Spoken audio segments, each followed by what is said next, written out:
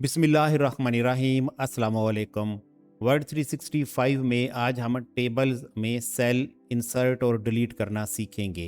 यहाँ पर मैंने माइक्रोसॉफ्ट वर्ड ओपन कर रखा है जिसमें एक टेबल मौजूद है 4 कॉलम्स और 6 रोज़ के साथ। इसमें सबसे पहले हम सेल इंसर्ट करना सीखेंगे।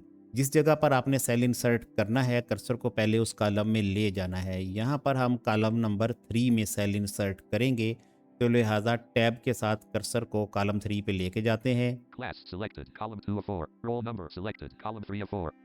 यहाँ पर हम न्यू सेल इंसर्ट करेंगे। एप्लीकेशन की प्रेस करते हैं, Application group review selection. आई प्रेस करेंगे इंसर्ट के लिए, I insert submenu 1. Enter press करेंगे इस पर। Enter insert columns to the left 1 of.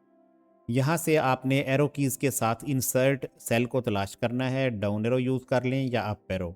Insert cells dot dot dot 5 of 5. Insert cells इस पर एंटर कर देंगे। And leaving menus table dot dot dash word. Insert cells alt plus D. Insert cells dialog. Shift cells down radio button checked alt plus D. यहाँ पर पहली option है shift cells down.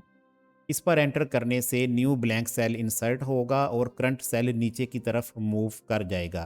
Up arrow करेंगे। Shift cells right radio button checked alt. Shift cells right, इस पर enter करने से भी new blank cell current cell की जगह पे आ जाएगा और करंट सेल जो है वो राइट साइड की तरफ मूव कर जाएगा। पहले हम इस ऑप्शन को यूज़ करते हैं। शिफ्ट सेल्स राइट, इस पर एंटर कर देंगे। Enter selected space edit table dimensions changed. देखें, आपको स्क्रीन रीडर ने अनाउंस करके बताया कि टेबल डायमेंशन चेंज हो गई है।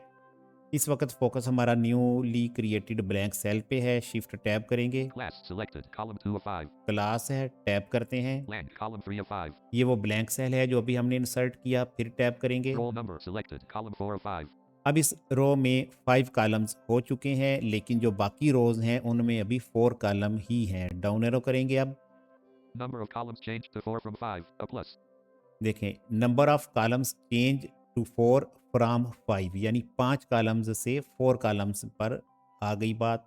यानी आप इसको यूं कह सकते हैं कि जिस रो में आप शिफ्ट सेल्स राइट को यूज़ करते हुए ब्लैंक सेल इंसर्ट करेंगे, उस रो में एक कॉलम ज़्यादा हो जाएगा।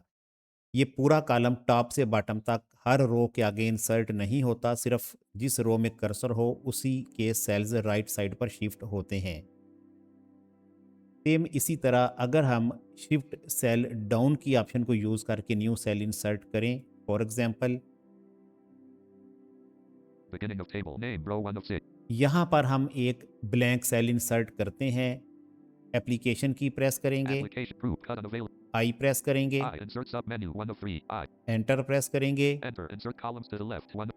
अप एरो करेंगे, Insert cells dot dot dot 5 of 5. Insert enter करेंगे। enter leaving menus. Insert cells dialog. Shift cells down radio button. Shift cells down, इस ऑप्शन पर अब हम एंटर करते हैं। Enter selected space edit table dimensions changed. Current cell blank हो गया जिस पे हमारा फोकस था। अब हम अगर डाउन मूव करेंगे, Name 5. Number of columns changed to 4 from 5. देखिए number of column change to 4 from 5, और जो नेम पहले लिखा हुआ था पहले सेल में अब वो दूसरे सेल में आ गया। अब यहाँ से अगर हम मूव करते हैं bottom of the column, alt control shift down arrow press करके, Bottom of column Amjad Khan row 7 of 7. Amjad Khan, देखें रो 7 ऑफ 7। पहले इस टेबल में 6 रोज थी। जब हमने शिफ्ट सेल्स डाउन करके सेल इंसर्ट किया है तो एक पूरी रो इंसर्ट हो गई। क्योंकि ऊपर से सेल नीचे आए हैं, तो यूं ही सेल्स नीचे आए हैं तो टेबल के बॉटम पर एक पूरी रो इंसर्ट हुई है। इसमें थोड़ा सा फ़र्क ये है कि जब आप शिफ्ट सेल्स राइट करते हैं तो करंट रो के कॉलम्स ही ज़्यादा होते हैं, बाकी रोज़ के कॉलम में कोई इजाफा नहीं होता।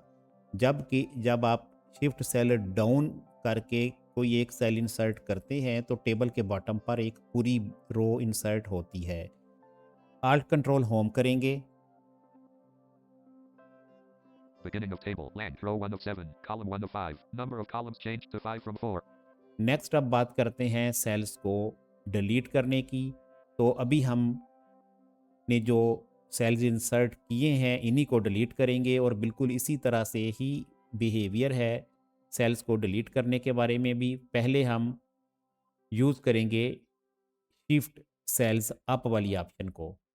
तो कर्सर हमारा इस वक्त पहले सेल में है जो कि ब्लैंक है, इसे हम यहाँ से डिलीट कर देते हैं। एप्लीकेशन की प्रेस करेंगे, Applicate group. डी प्रेस करेंगे, Leaving menus. Alt plus L. Delete cells dialog. Shift cells left radio button checked. Alt plus L. Shift cells left down arrow करते हैं, Shift cells up radio button checked. Alt plus U. Shift cells up इस पर enter करेंगे। Enter. Microsoft Word document. Table 1. Non-uniform table. Name. Row 1 of 7. Column 1 of 5. Table dot docs dash Word. Edit. Table 1. Non-uniform table. Name. Row 1 of 7. Column 1 of 5. अब देखें क्या हुआ कि blank cell delete हो गया है और नीचे से नेम वाला सेल वापस ऊपर आ गया, लेकिन ऐसा करने से रो नंबर 7 डिलीट नहीं हुई। हम चेक कर सकते हैं, alt control shift down arrow करते हैं। Bottom of column. Blank. Row 7 of 7. Number of columns changed to 4 from 5. देखें रो 7 नीचे ब्लैंक है, इसका मतलब है कि शिफ्ट सेल्स अप को यूज़ करते वक्त जब आप करंट सेल को डिलीट करेंगे तो सेल्स उसकी जगह फिल करने के लिए नीचे से ऊपर आएंगे, लेकिन जो एक्स्ट्रा रो है आखिर पर या कोई जिस रो में से वो सेल ऊपर आएंगे वो रो डिलीट नहीं होगी। आल्ट कंट्रोल होम करेंगे, Beginning of table. Name. Row 1 of 7. Column. Class. Select. Blank. Column 3 of 5. ये जो कॉलम 3 हमने एक्स्ट्रा इंसर्ट किया था अब इसे भी डिलीट करते हैं। एप्लीकेशन की प्रेस करेंगे, Applicate group. Cut. D press करेंगे, Leaving menus. Alt plus L. Delete cells dialog. Shift cells left radio button checked. Alt. Shift cells left इस ऑप्शन को अब हम यूज़ करते हैं, यानी कि जब ये करंट सेल डिलीट हो तो इसकी जगह पुर करने के लिए राइट साइड वाले सेल्स लेफ्ट पर आ जाएं। एंटर करते हैं इस पे। Enter. Table 1. Non-uniform table. Name. Roll number. Column 3 of 4. Edit. अब देखें कॉलम 3 ऑफ 4 वापस कॉलम 4 हो गए। Grade. Selected. Column 4 of 4. Name. Muhammad Ali. Selected. Row. इस तरह से टेबल हमारा दोबारा से अपनी असली हालत में आ गया है। जो चीज़ें आपने नोट रखनी हैं कंसेप्चुअल बेस वो ये हैं कि जहाँ पे आपको ज़रूरत हो एक सेल डिलीट करने की, तो अगर आप शिफ्ट सेल अप वाली ऑप्शन को यूज़ करेंगे तो नीचे से उस जगह को पुर करने के लिए सेल्स ऊपर आ जाएंगे, लेकिन वो जो आखिरी रो होगी वो डिलीट नहीं होगी। और अगर आप करंट सेल को डिलीट करते वक्त शिफ्ट सेल लेफ्ट की ऑप्शन यूज़ करेंगे तो उसकी जगह को फिल करने के लिए राइट साइड वाले सेल्स लेफ्ट पर शिफ्ट करेंगे, जिसकी वजह से करंट रो में एक कॉलम कम हो जाएगा। अगर हम यहाँ से एक और सेल डिलीट करते हैं, फॉर एग्जांपल हम ये रोल नंबर वाला सेल डिलीट कर देते हैं, Name. Class. Roll number. Column 3 of 4. Application की प्रेस करेंगे, Applicate group. Cut unavailed. Leaving menus. Alt plus L. Delete cells. D press किया, Delete entire column. Shift cells left radio. Shift cells left, Enter. Enter. Table 1. Non-uniform table. Name. Grade. Column 3 of 3. Edit.